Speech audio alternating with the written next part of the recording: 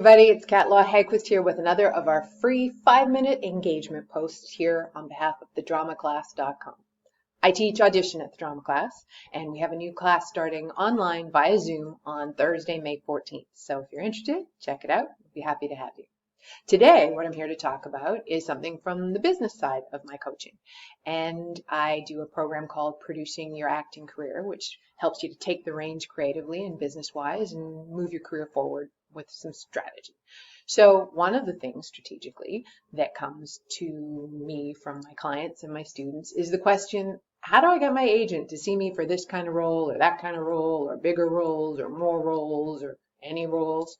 And one of the things I tell them is you got to inspire them by showcasing your work. So today we're going to talk about how to find scenes that help you to showcase your work more effectively. So what does that mean? Well, agents market you based on how they see you now, how they think you will book roles now.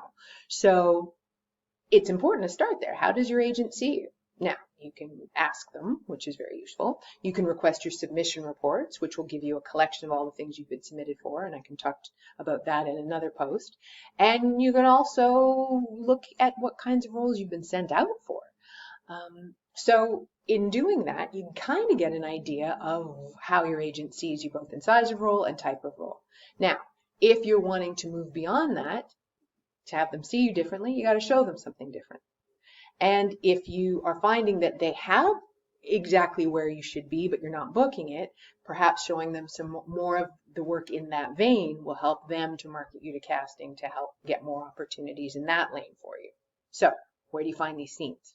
Again, there's multiple options. First option is working in class with a coach, asking them to program those types of scenes for you. Oftentimes coaches will have you punching above your weight by giving you challenges to work on during the month to help build skills and move you in a different direction.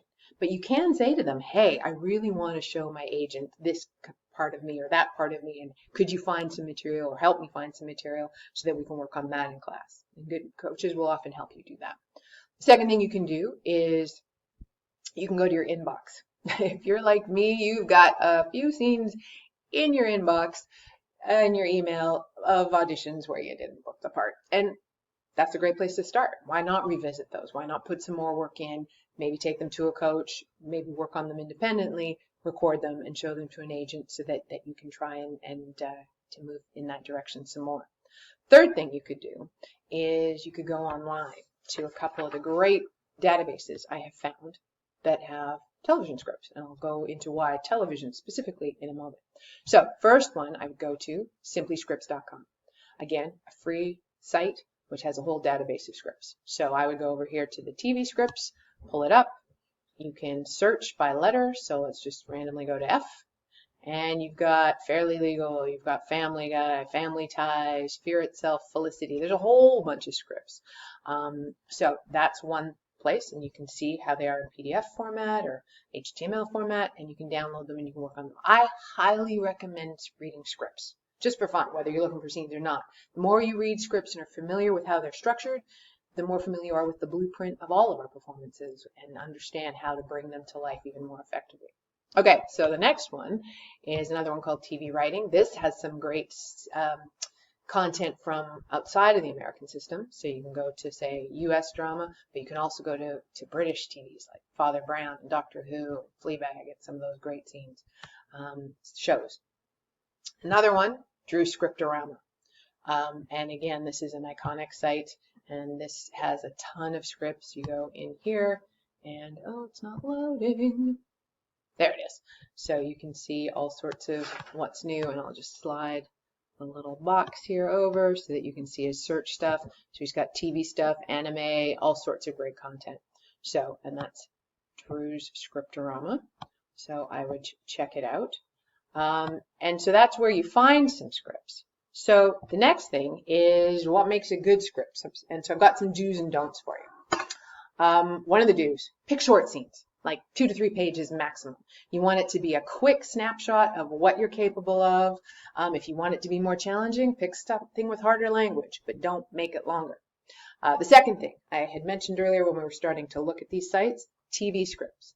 They tend to be shorter scenes. They tend to have really well-written guests. So again, don't do the leads. Don't do anything that's iconic. So Seinfeld, you wouldn't do the yada yada scene. You wouldn't do anything that's immediately recognizable. Oftentimes, it's great material to work on in class.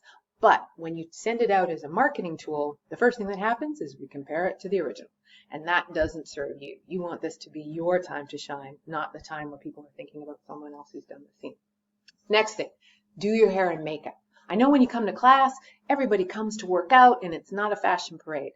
But this is about marketing. This is about having people see you effectively in a visual medium creating characters. So when it comes time to record these scenes, to send them to an agent, the hope is that they're going to send them to a casting director. You want that to be your best foot and face forward.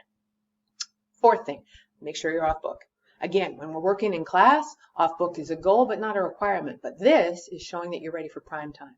So you want to approach it like you would a professional audition and make sure that all of the elements to show how ready you are to be paid as a professional actor are in place. The next thing, send the link directly in a private form. So Dropbox or a WeTransfer as a file sharing source. Don't send a link that has to have a password or something where people will have additional clicks that they have to make to get in. You want people watching your work as quickly as possible. Oh, another thing, pick contrasting scenes. Now, what does that mean? Oftentimes when people are being looked at by an agent, they'll ask for that as a sample of your work. This is the same kind of showcasing that we're doing here, hoping that it will go on to casting directors. Contrasting scenes often gets interpreted as a comedy and a drama.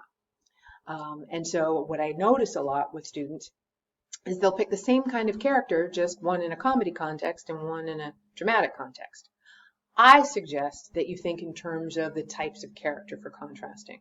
So why not contrast a medical techie with the baker in a Christmas movie, or a military officer with a stoner gamer?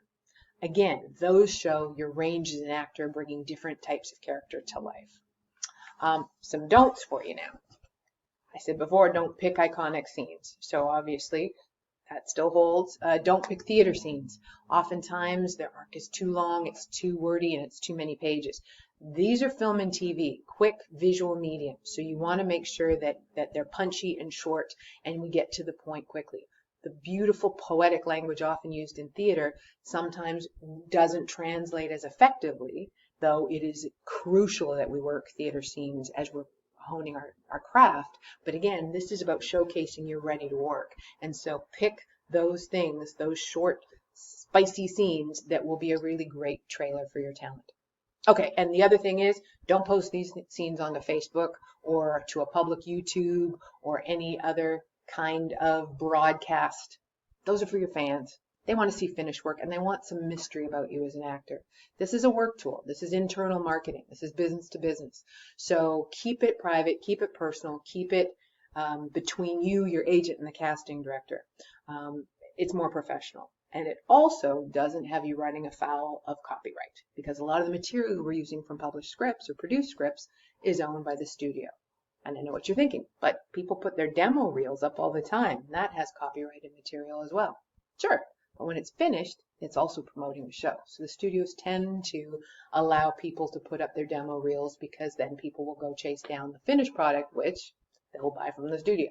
So if you don't have finished work, don't put it up on your public forums because it doesn't serve you as well and it could run you into trouble.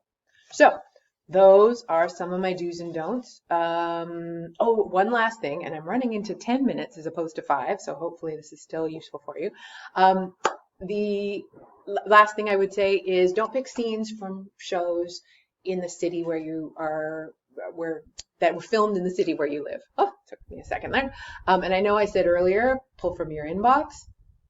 Okay, but if you're picking something that's already published or produced, oftentimes, if it's a great scene you've done, it's going to float around. So if you can avoid it, go with something from another city. Pick a genre that's similar. So if we do lots of sci-fi here in Vancouver, pick a sci-fi. If we do lots of medical here, pick a medical. If we do lots of Hallmark here, pick a Hallmark from a different city. But pick something that when it circulates because you're so fabulous, isn't going to wind up in the inbox of someone who cast the original. And again, create that comparison dynamic. So I hope that you have some great tips here that you will be able to use to maximize all your hard work learning in class, and will help to create a new and effective conversation with your agent to get you more opportunities and ultimately more work. Stay safe out there, and we'll see you around the drama class soon.